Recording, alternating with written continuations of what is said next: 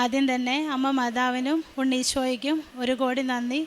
എന്ന് യൂട്യൂബിൽ കൂടി മാത്രം കാണുന്ന ഈ അൾത്താരയിൽ വന്ന് നേരിട്ട് നിന്ന് സാക്ഷ്യം പറയുവാൻ അനുഗ്രഹത്തിൻ്റെ പെരുമഴ തന്ന് അനുഗ്രഹിച്ച അമ്മ മാതാവിന് ഒരുപാട് നന്ദി. എൻ്റെ പേര് ഷിനി, ഞാൻ ഹരിപ്പാട് നിന്ന് വരുന്നു. ഒരുപാട് സാക്ഷ്യങ്ങൾ ഉണ്ടായിട്ടും സാക്ഷ്യം വരാനായിട്ട് കഴിഞ്ഞില്ല, ജോലി തിരക്കുകളൊക്കെ കാരണം. പക്ഷേ ആ സാക്ഷ്യങ്ങളുടെയൊക്കെ മേലേൽ നിരാശയുടെ ജീവിതത്തിൽ ഞങ്ങൾക്ക് ഒരു കുഞ്ഞിനെ അമ്മ മാതാവ് ദാനം തന്ന സാക്ഷ്യം പറയാനായിട്ടായിരിക്കും അമ്മ മാതാവ് ഇത്രയും നാളും എന്നെ ഈ സന്നിധിയിൽ കൊണ്ടെത്തിക്കാതിരുന്നതെന്ന് ഞാൻ വിശ്വസിക്കുന്നു. ഇതെൻ്റെ മകനാണ്. ഞങ്ങളുടെ കല്യാണം കഴിഞ്ഞിട്ട് 10 വർഷമായിരുന്നു. 2015 നവംബർ 16-നാണ് വിവാഹം കഴിഞ്ഞത്. എല്ലാവരെയും പോലെ തന്നെ കല്യാണത്തിന് ശേഷം മക്കളുണ്ടാവുമെന്ന് ആഗ്രഹിച്ച് ഞങ്ങളും ഇരുന്നു. പക്ഷേ നിരാശയായിരുന്നു ഫലം. ഹസ്ബൻഡ് ദുബായിൽ ജോലി ചെയ്യുമായിരുന്നു. ഹസ്ബൻഡിൻ്റെ പേര് സജു എന്നാണ്. ഞാൻ ബോംബെയിലായിരുന്നു അന്ന് ജോലി ചെയ്തുകൊണ്ടിരുന്നത്. അതിനുശേഷം അവിടെ ഇവിടെയും ജോലി ചെയ്തുകൊണ്ടാണെന്നുള്ള പരാതി കാരണം ഞങ്ങൾ രണ്ടുപേരും ജോലി റിസൈൻ ചെയ്ത് നാട്ടിൽ വന്നു കഴിഞ്ഞിട്ടും ഞങ്ങൾക്ക് ഒരുമിച്ച് നിന്നിട്ട് ഒരു കുഞ്ഞുങ്ങളൊന്നും ഉണ്ടാവാതിരുന്നപ്പോൾ ഞങ്ങൾ മൂവാറ്റുപുഴയിൽ ഒരു ഹോസ്പിറ്റലിനെ കുറിച്ച് കേട്ടിട്ട് അവിടെ പോയതിന് ശേഷം ഞങ്ങളുടെ ഏജും 30 വയസ്സിന് മേളിലോട്ടുള്ളത് കൊണ്ട് ഡോക്ടർ പറഞ്ഞു IVF ചെയ്യാം, അതാണ് നിങ്ങൾക്ക് നല്ലത്. ഒരുപാട് നാൾ നാട്ടിൽ ഒരുമിച്ച് നിൽക്കാൻ സാധ്യതയില്ലാത്തതുകൊണ്ട് അതാണ് നിങ്ങൾക്ക് ബെറ്റർ ഓപ്ഷൻ എന്ന് പറഞ്ഞു. ഞങ്ങളങ്ങനെ IVFന് തയ്യാറായി. ആ സമയത്താണ് ഞാനിവിടെ കൃപാസനത്തിലെ പത്രം കിട്ടിയിട്ട് ഇവിടെ വരുന്നത്. ഞാൻ മെയ് മാസം 2019 ആദ്യമായിട്ട് ഉടമ്പടി എടുത്തിട്ട് പ്രാർത്ഥിച്ചു. അന്നൊക്കെ ഇത്രയും സാക്ഷ്യങ്ങൾ യൂട്യൂബ് പ്ലാറ്റ്ഫോം ഒന്നും ഉണ്ടായിരുന്നില്ല. വീണ്ടും ഞങ്ങൾ ട്രീറ്റ്മെൻറ്റ് കണ്ടിന്യൂ ചെയ്തു. IVF കഴിഞ്ഞു, പക്ഷേ നിരാശയായിരുന്നു ഫലം. അന്ന് ഉടമ്പടിയിൽ നിയോഗം വെച്ചിരുന്നു, അമ്മ മാതാവേ ഞങ്ങൾക്ക് മക്കളില്ലെങ്കിലും ഒരുമിച്ച് നിൽക്കുവാനൊരു ജോലി. അങ്ങനെ പുള്ളി അപ്പോൾ സൗദിയിലേക്ക് ഷിഫ്റ്റ് ആയായിരുന്നു. അപ്പം എന്നും പ്രാർത്ഥിക്കുമായിരുന്നു, ഒരുമിച്ച് നിൽക്കാനായിട്ടെങ്കിലും ഞങ്ങൾക്ക് കഴിയണം, ഞങ്ങളുടെ ജീവിതം ഇങ്ങനെ നിരാശയായിട്ട് മുമ്പോട്ട് പോകാനായിട്ട് വരുത്തരുത്. അങ്ങനെയാണ് 2022 എനിക്ക് സൗദിയിലേക്ക് പോകാനായിട്ട് ജോലിക്ക് ചാൻസ് കിട്ടി. അങ്ങനെ ഞാൻ അവിടെ സൗദിയിൽ ഹസ്ബൻഡിൻ്റെ അടുത്തേക്ക് പോയി. അവിടെ നിന്ന് ഇനി മുമ്പോട്ട് അങ്ങനെ ജീവിതമൊന്നുമില്ല, മക്കളൊന്നും ഉണ്ടാവില്ല എന്നൊക്കെ വിചാരിച്ച് ഞങ്ങൾ അങ്ങനെ ഒരുമിച്ച് സന്തോഷത്തോടെ അങ്ങനെ പോയി. അച്ഛൻ്റെ ഓൺലൈനിൽ ഞാൻ ഉടമ്പടി എടുക്കുമായിരുന്നു. ലൈറ്റ് ക്യാൻഡിൽ പ്രെയർ, എന്തെങ്കിലും വിഷമങ്ങളോ എന്തെങ്കിലും അസാധ്യമായ കാര്യങ്ങളൊക്കെ വരുമ്പോൾ ഞാൻ ലൈറ്റ് ക്യാൻഡിൽ പ്രെയർ ഇട്ട് പ്രാർത്ഥിക്കുമായിരുന്നു. ഞാൻ ഉടമ്പടിയിലല്ലെങ്കിൽ പോലും ഓൺലൈൻ ഉടമ്പടിയിലാണ്, എന്നാലും ഞാൻ പ്രത്യക്ഷീകരണ പ്രാർത്ഥനയും സായാഹ്ന പ്രാർത്ഥനയും എൻ്റെ ഡ്യൂട്ടി സമയത്താണെങ്കിലും ഞാൻ മുടക്കിയിരുന്നില്ല. അങ്ങനെ ഇരിക്കെ ഒരു ദിവസം ഹസ്ബൻഡിന് പെട്ടെന്ന് രാവിലെ തലകറക്കം ഉണ്ടായി. 3-ാം വർഷം ഞങ്ങൾ നാട്ടിലേക്ക് വെക്കേഷന് വരാൻ ടിക്കറ്റും ഒക്കെ ബുക്ക് ചെയ്തിരുന്ന സമയത്ത് ഹസ്ബൻഡിന് ഒരു ദിവസം രാവിലെ തല ഇറങ്ങി താഴെ വീണു. അപ്പോൾ എൻ്റെ ഹോസ്പിറ്റലിൽ കൊണ്ടുപോയപ്പം ഇയർ ബാലൻസിൻ്റെ പ്രശ്നമാണെന്ന് പറഞ്ഞു. എന്നാലും തല ഇറങ്ങി വീണുകൊണ്ട് നമുക്ക് ECG എടുക്കാം എന്നൊക്കെ പറഞ്ഞപ്പോൾ ഞാനിങ്ങനെ ഓടി നടക്കുക. അപ്പോൾ എൻ്റെ കൂട്ടുകാരൊക്കെ പറഞ്ഞു, നിൻ്റെ മുഖത്ത് ഭയങ്കര ക്ഷീണമുണ്ട്, നീ ഒത്തിരി ഇങ്ങനെ കിടന്ന് ഓടാതെ നീ ഒന്ന് പ്രഗ്നൻസി ടെസ്റ്റ് ചെയ്ത് നോക്ക്. ഞാൻ പറഞ്ഞു, പിന്നെ ഞാൻ വെക്കേഷന് പോകാൻ റെഡി ആയിട്ടിരിക്കുക, ഈ 3 വർഷമായി നാട്ടിൽ പോകാനായിട്ടിരിക്കുക, ഇനിയിപ്പോൾ പ്രഗ്നൻസി ഒന്നുമല്ല, ഹസ്ബൻഡിന് വയ്യാത്തതുകൊണ്ട് ഉറങ്ങാതിരുന്നതിൻ്റെ ക്ഷീണമാണെന്ന് പറഞ്ഞു. പക്ഷേ എല്ലാവരും നിർബന്ധിച്ചപ്പോൾ ഞാൻ UPT ഒരു കാർഡ് എടുത്തുകൊണ്ട് വന്നു. ഞാൻ ഹസ്ബൻഡിൻ്റെ കെയറിൻ്റെ പുറകിലായിരുന്നു. വീണ്ടും പിറ്റേ ദിവസം രാവിലെ ഞാൻ എന്താണെങ്കിലും ഒന്ന് ചെക്ക് ചെയ്ത് നോക്കാം എന്ന് വിചാരിച്ചിട്ട് ഞാൻ കാർഡ് എടുത്തുകൊണ്ട് വന്ന് രാവിലെ പ്രത്യക്ഷീകരണ പ്രാർത്ഥന ചൊല്ലി. ഹസ്ബൻഡ് നല്ല ഉറക്കമാണ്. എല്ലാ പ്രാവശ്യവും ഒരു പെൺകുട്ടിയെ സംബന്ധിച്ച് ഏറ്റവും കഠിനമായ വേദന എന്ന് പറയുന്നത് വിവാഹത്തിന് ശേഷം UPT ചെക്ക് ചെയ്യുമ്പോൾ ഈ ഒരു വര കാണുന്നതാണെന്നാണ് ഞാൻ ഓർക്കുന്നത്. കാര്യം എപ്പോഴും ആ ഒരു വര കണ്ട് നിരാശപ്പെട്ട് ഒത്തിരി കരഞ്ഞിട്ടുണ്ട്. അങ്ങനെ നോക്കാൻ തന്നെ അങ്ങ് പ്രയാസമായിട്ടുണ്ട്. ഒത്തിരി കാർഡ് അങ്ങനെ ഈ ഒരു വര കണ്ട്, എന്നാണ് മാതാവേ ഒരു 2 വര നീ എനിക്ക് കാണിച്ചു തരുന്നതെന്ന് ചോദിക്കാറുണ്ടായിരുന്നു. അന്ന് ഞാൻ ആ മനോഭാവത്തോടു കൂടിയാണ്, ഹസ്ബൻഡ് ഉറങ്ങുവാണ്, ഞാൻ പ്രത്യക്ഷീകരണ പ്രാർത്ഥന ചൊല്ലി ബാത്റൂമിൽ പോയി ഞാൻ വെറുതെ യൂറിൻ ടെസ്റ്റ് ചെയ്ത് നോക്കിയപ്പോൾ 2 വര കണ്ടപ്പോൾ ഞാനിനി ഇത് മിസ്റ്റേക്ക് ടെസ്റ്റ് ചെയ്തതായിരിക്കും എന്ന് പറഞ്ഞാൽ എനിക്കൊന്നും അറിയില്ല. ഞാൻ വലിയവായി കരഞ്ഞുകൊണ്ട് വന്നു മാതാവിൻ്റെ മുമ്പിൽ നിന്ന് ഒത്തിരി പ്രാർത്ഥിച്ചു. ആ ഉടമ്പടി പുസ്തകം പിടിച്ചുകൊണ്ട് ഞാൻ ഹസ്ബൻഡിനെ ഉണർത്തി. പുള്ളി ഞാൻ വാവിട്ട് കരയുന്നുണ്ട്, എന്ത് പറ്റിയെന്ന് അറിയത്തില്ല. അത് ചോദിച്ചപ്പോൾ ഞാൻ പറഞ്ഞു, ഇത് കണ്ടോ എന്ന് പറഞ്ഞ് ഞാൻ കാർഡ് എടുത്ത് കാണിച്ചപ്പോൾ പുള്ളി കരഞ്ഞു. ഞങ്ങൾ വീട്ടിലും വിളിച്ച് അന്നേരം തന്നെ പറഞ്ഞു, അന്നൊരു ഒക്ടോബർ 24 5:30 സമയമാണ്. അപ്പോൾ ഈ ഒക്ടോബർ 24 എന്നുള്ളത് ഞാനൊരു സാധാരണ ഡേറ്റായിട്ടാണ് ഉദ്ദേശിച്ചിരുന്നത്. പക്ഷേ കഴിഞ്ഞ ദിവസം ഞാൻ തീർത്ഥാടന ഉടമ്പടി എടുക്കാൻ വന്നപ്പോൾ അച്ഛൻ്റെ ക്ലാസ് കൂടിയപ്പോൾ ഒരു ഒക്ടോബർ 24 കൃപാസനവും തമ്മിലുള്ള ബന്ധത്തെക്കുറിച്ചും ഒക്ടോബർ 25 ഒക്കെ പറഞ്ഞപ്പോഴാണ് എനിക്ക് മനസ്സിലായത് ഇത് അമ്മ മാതാവ് തന്നെയാണല്ലോ ആ ദിവസം തന്നെ എനിക്ക് ഇവനെ തന്നത് എന്ന് ഉദ്ദേശിക്കുന്നത്. അതുപോലെ പ്രഗ്നൻ്റ് ആവുന്നതിന് മുമ്പ് തന്നെ ഞാൻ ജൂൺ 25 എന്നൊരു ഡേറ്റ് എപ്പോഴും സ്വപ്നത്തിൽ കാണുമായിരുന്നു. അപ്പം ഞാനിങ്ങനെ ഓർക്കും ജൂൺ 25 എന്നെ സംബന്ധിച്ച് യാതൊരു ബന്ധവും ഇല്ലാത്തൊരു ദിവസമാണ്. അത് എൻ്റെ ഒരു പിറന്നാളല്ല, എൻ്റെ ഫാമിലിയിൽ ഒരു ബന്ധവും ഇല്ല, പിന്നെ എന്താ ഈ ജൂൺ 25 അങ്ങനെ വിചാരിക്കുമായിരുന്നു. പക്ഷേ ജൂൺ 25 2026 ജൂൺ 25 എനിക്ക് ഇവനെ ഡെലിവറി പെയിനായിട്ട് ഞാൻ ഹോസ്പിറ്റലിൽ അഡ്മിറ്റ് ആവുന്നത്. അതിനു മുമ്പായിട്ട് കൺസീവ് ആയതിനു ശേഷം ഞാൻ സൗദി വെച്ചിട്ടായിരുന്നു ഇവനെ കൺസീവ് ആയത്. അതിനുശേഷം എനിക്ക് ബ്ലീഡിങ് ഉണ്ടായിരുന്നു. ഇവനെ നഷ്ടപ്പെടുമെന്ന് തന്നെ ആദ്യമായിട്ടുണ്ടായ കുഞ്ഞ് 10 വർഷത്തിന് ശേഷം അതിൻ്റേതായ എല്ലാ ആകുലതകളും എൻ്റെ മനസ്സിലുണ്ടായിരുന്നു. ബ്ലീഡിങ് ഉണ്ടായിരുന്നുകൊണ്ട് തന്നെ ഞാൻ എപ്പോഴും അങ്ങ് കരച്ചിലായിരുന്നു. പക്ഷേ മാതാവിൻ്റെ ഉടമ്പടി പുസ്തകവും കാശുരൂപം വെച്ച് ഞാൻ എപ്പോഴും പ്രാർത്ഥിച്ചുകൊണ്ട് തന്നെയാണ്. ആദ്യത്തെ ഒരു 15 ദിവസം ഞാൻ റെസ്റ്റൊക്കെ എടുത്തു റൂമിലിരുന്നു. അതിനുശേഷം ഞാൻ ഡ്യൂട്ടിക്ക് പോയി. ഏതായാലും അമ്മ മാതാവ് തന്നതല്ലേ, അമ്മ മാതാവ് കാത്തുകൊള്ളും എന്ന് വിചാരിച്ച് ഞാൻ ഡ്യൂട്ടിക്ക് പോയി. 8 മാസം വരെ ഞാൻ ഒരു കുഴപ്പമില്ലാതെ നൈറ്റ് ഡ്യൂട്ടി വരെ ചെയ്തു.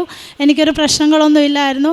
അപ്പോൾ അച്ഛൻ്റെ ചൊവ്വാഴ്ച ദിവസത്തെ ധ്യാനം, മക്കളില്ലാത്തവരുടെ ധ്യാനമൊക്കെ എപ്പോഴും സാക്ഷ്യങ്ങൾ ഞാൻ മക്കളില്ലാത്തവരുടെ കേൾക്കുമായിരുന്നു. അപ്പോഴൊരു ചിത്ര എന്ന് പറയുന്ന ഒരു ചേച്ചിയുടെ സാക്ഷ്യം, അവർക്ക് ട്യൂബ് ബ്ലോക്ക്, ഒരു ട്യൂബില്ല, അങ്ങനെ ഒരു ഭയങ്കരമായിട്ടൊരു സാക്ഷ്യം ഞാനൊരു ദിവസം കേൾക്കാൻ ഇടയായിട്ടുണ്ട്. അപ്പോൾ ആ സാക്ഷ്യം കേൾക്കുമ്പോൾ ഞാൻ ഓർക്കും ഇവർക്ക് ട്യൂബ് ഇല്ലാത്തവർക്ക് മാതാവ് കൊടുത്തില്ല, അപ്പോൾ എനിക്ക് വലിയ കുറവുകളൊന്നും ഇല്ലല്ലോ, അപ്പോൾ എനിക്ക് മാതാവ് കുഞ്ഞിനെ തരും എന്ന് തന്നെ എനിക്ക് ഭയങ്കര വിശ്വാസമായിരുന്നു. അച്ഛൻ്റെ ധ്യാനം ചൊവ്വാഴ്ച ദിവസം ഞാൻ ഡ്യൂട്ടിയുടെ പോകാനുള്ള തിരക്കാണ്, ഞാൻ അടുക്കളയിലൊക്കെ വെച്ചായിരിക്കും യൂട്യൂബ് പ്രാർത്ഥന കേൾക്കുന്നത്.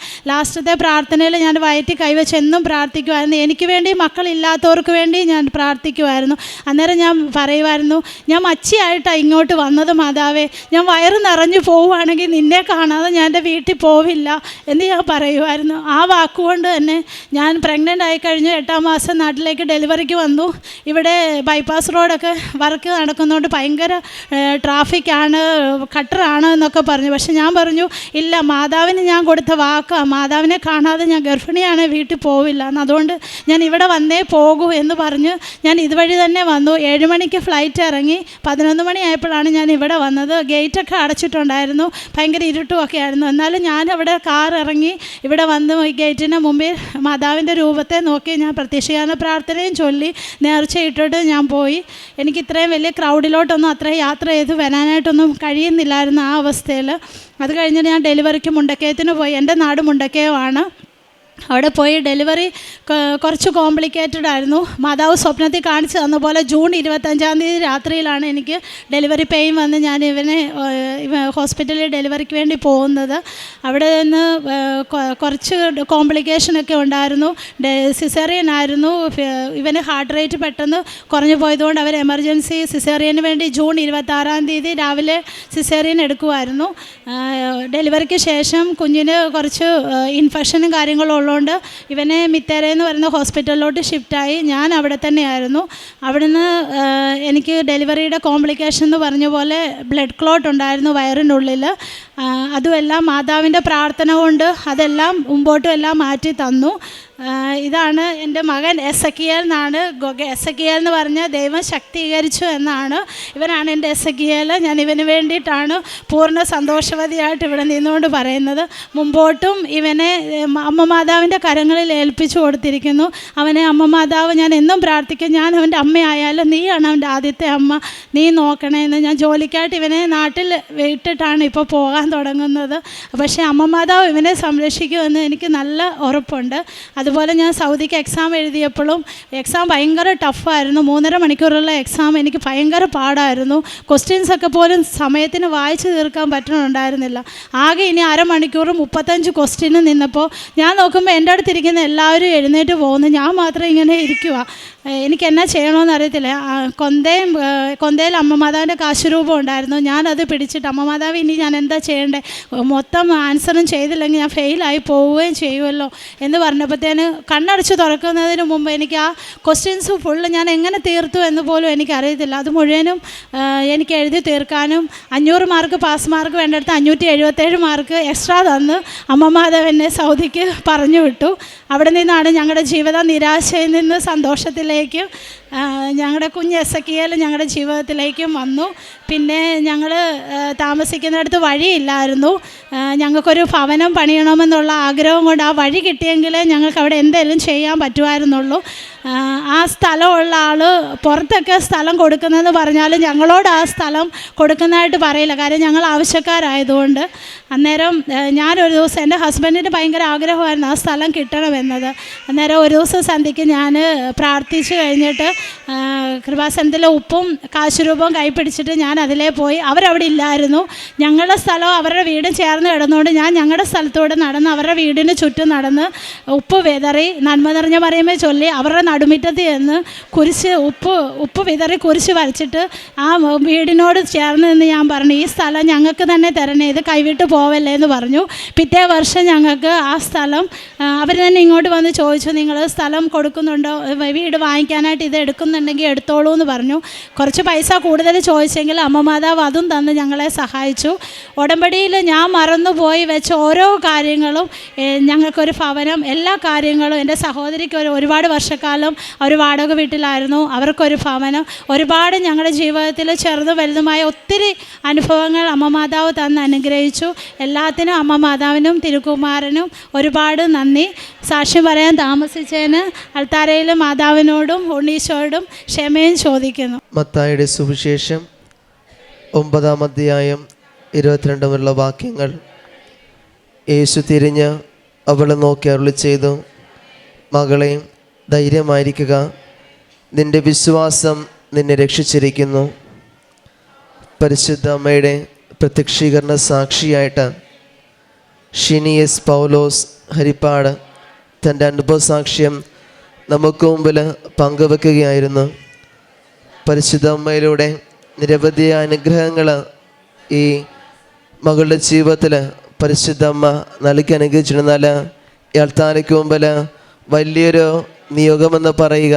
അതുപോലെ തന്നെ വിവാഹത്തിന് ശേഷം തങ്ങൾക്ക് ഒരു നിരാശ എന്ന് പറയുന്നത് മക്കളില്ലാത്തത് തന്നെയായിരുന്നു. എന്നാൽ ആ ഒരു നിരാശയുടെ ജീവിതത്തിൽ അത് പരിശുദ്ധ അമ്മ സന്തോഷമായിട്ട് ജീവിതത്തിലേക്ക് എസക്കിയേൽ എന്ന മകനെ നൽകി അനുഗ്രഹിച്ചു തന്നെയാണ്. അത് 10 വർഷത്തിന് ശേഷം കൂടിയാണ് ഇവർക്ക് ഈ ഒരു മകനെ പരിശുദ്ധ അമ്മ നൽകി അനുഗ്രഹിക്കുക. ജീവിതത്തിലെ മറ്റെല്ലാ ആവശ്യങ്ങളെക്കാൾ ഉപരി ഒരു കുഞ്ഞിനെ നൽകിയത് തന്നെയാണ് ഈ മകളുടെ ജീവിതത്തിലെ വലിയ സന്തോഷം എന്ന് പറയുക. അത് അവരുടെ മുമ്പോട്ടാണെങ്കിലും ഈ അമ്മയുടെ വാക്കുകളിൽ നമുക്ക് മനസ്സിലാക്കിയിട്ട് സാധിക്കാം എപ്രകാരം കടന്നുപോയ ജീവിതാവസ്ഥകളിലും സങ്കടങ്ങളിലുമൊക്കെ പരിശുദ്ധ അമ്മയോട് ചേർന്ന ഉറച്ച വിശ്വാസം തന്നെയാണ് ഈ അൾത്താരയ്ക്ക് മുമ്പിൽ ഈ മകളെ സാക്ഷിയാക്കുവാനായിട്ട് പരിശുദ്ധ അമ്മ അനുഗ്രഹിക്കുക ചെയ്തത്. അതുപോലെ തന്നെ നിരവധി അനുഗ്രഹങ്ങൾ, വഴി സംബന്ധമായ കാര്യങ്ങളാണെങ്കിലും ദുബായിലേക്ക് വളരെ കുഞ്ഞിന് ജന്മം നൽകുന്നതിന് മുമ്പ് ജീവിത പങ്കാളിയുമായിട്ട് ഒരുമിച്ചായിരിക്കാം, ഒരുമിച്ച് ജീവിക്കാം എന്നുള്ള ചിന്ത തന്നെ. അതുകൊണ്ട് തന്നെ അതിനു മുമ്പായിട്ട് കടന്നു പോകുന്ന രീതിയിൽ എക്സാമൊക്കെ പാസ്സാകണം. അതൊക്കെ പരിശുദ്ധ അമ്മയോട് ചേർന്ന് കൊണ്ടുള്ള ഒരു ഉറച്ച വിശ്വാസം തന്നെയാണ്. ഒരു എക്സാമൊക്കെ പാസ്സായിക്കൊണ്ട് തിരിച്ച് ദുബായിലേക്ക് പോകുവാനൊക്കെ ആയിട്ട് സാധിക്കുക ചെയ്തത്. അവിടെ വെച്ചാണ് കൺസീവ് ആകുകയും നാട്ടിൽ വന്ന് കുഞ്ഞിന് ജന്മം നൽകുകയൊക്കെ ചെയ്യുന്നത്. അത് പരിശുദ്ധ അമ്മയുടെ വലിയൊരു ഇടപെടൽ തന്നെയാണ് ഈ അമ്മയുടെ ജീവിതത്തിൽ ഉണ്ടായിരിക്കുന്നത് തന്നെ. പരിശുദ്ധ അമ്മ ഈ മകളുടെ ജീവിതത്തിൽ വലിയൊരു അനുഗ്രഹത്തിലൂടെ ഇവർ അനുഗ്രഹിച്ചതുപോലെ ഇനിയും മുമ്പോട്ടുള്ള ജീവിതത്തിൽ പരിശുദ്ധ അമ്മയുടെ പ്രത്യക്ഷീകരണ സാക്ഷിയായിട്ട് ഈ മകളെ ഇനിയും മാറ്റട്ടെ എന്ന് നമുക്ക് പ്രാർത്ഥിക്കാം. ഒപ്പം ഈ കുടുംബത്തെ പരിശുദ്ധ അമ്മയുടെ പ്രത്യക്ഷീകരണത്തിൻ്റെ സാക്ഷികളായിട്ട് ഇനിയും ഉയർത്തട്ടെ എന്ന് നമുക്ക് പ്രാർത്ഥിക്കുകയും ചെയ്യാം. ഒപ്പം നമ്മുടെ ഓരോ നിയോഗങ്ങളെയും നമ്മുടെ ആവശ്യങ്ങളിലും പരിശുദ്ധമ്മ നമ്മളെയും പരിശുദ്ധമ്മയുടെ പ്രത്യക്ഷീകരണത്തിൻ്റെ സാക്ഷികളായിട്ട് നമ്മളെയും ഈ അൾത്താരയിൽ ഉയർത്തട്ടെ എന്ന് നമുക്കും പ്രാർത്ഥിക്കാം. അത്യപൂർവ ദൈവാനുഭവങ്ങൾ ഇനി നിങ്ങൾക്കും സ്വന്തം. ഈ യൂട്യൂബ് ചാനൽ ഇതുവരെ സബ്സ്ക്രൈബ് ചെയ്തിട്ടില്ലെങ്കിൽ ഇപ്പോൾ തന്നെ സബ്സ്ക്രൈബ് ചെയ്യുക. ഈ വീഡിയോ ഇപ്പോൾ തന്നെ നിങ്ങളുടെ സുഹൃത്തുക്കൾക്ക് ഷെയർ ചെയ്തുകൊണ്ട് കർത്താവിൻ്റെ പ്രേക്ഷിതരാകുക.